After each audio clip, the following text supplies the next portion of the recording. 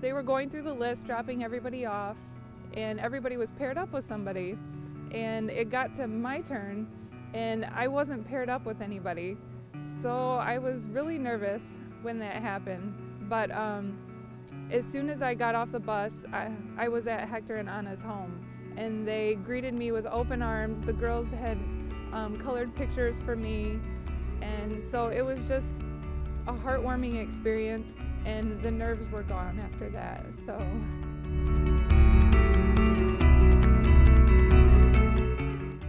I picture Hector as he sees something special in me that I don't.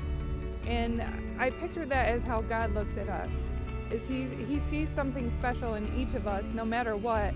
And I feel like that's Hector. He is my earthly view of what God is and what he shows us and how much he cares about us.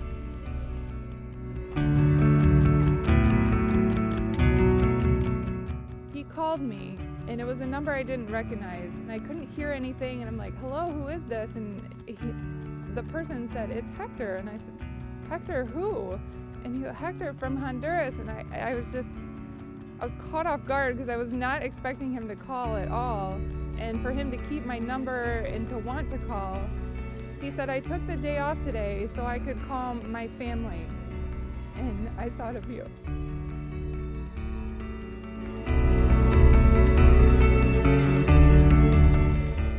Just by showing God's love, they are the happiest people I think I know.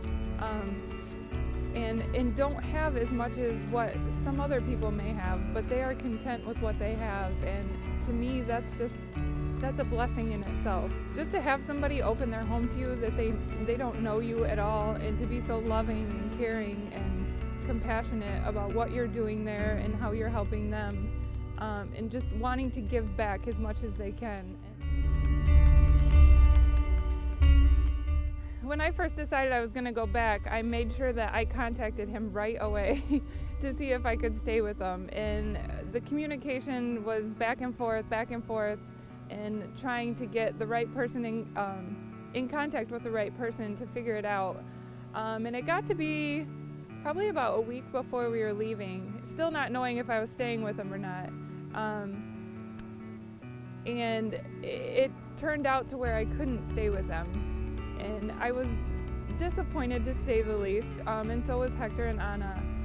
But then I found out that we were building a home for them. So that's God's work right there.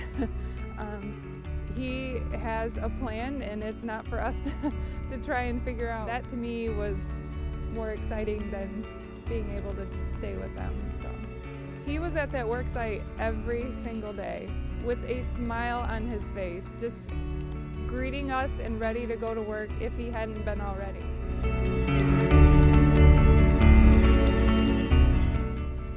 I think I've become closer to him.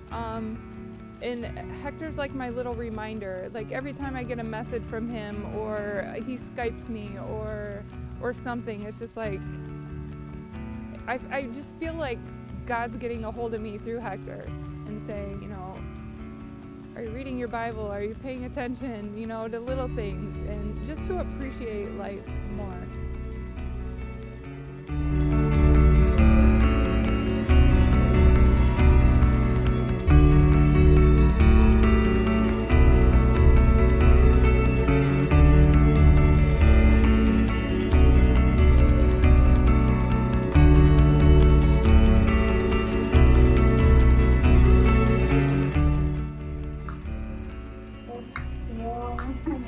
Very happy, Lloramos, we cry, oramos, we pray, giving thanks to God.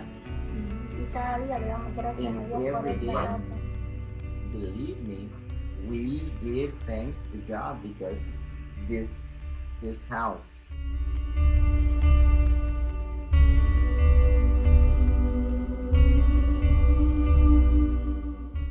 has been a privilege for us, an example for us, Porque están todas sus comodidades para venir a servir a los más necesitados. because they leave all their comfort to come down here to Honduras to help very needed people with low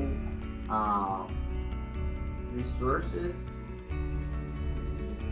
Sometimes ask Anna or told her, probably we host an angel and we don't know. When we have people like missionaries, we try to give them all the love that we have and all the best things that we can offer to somebody.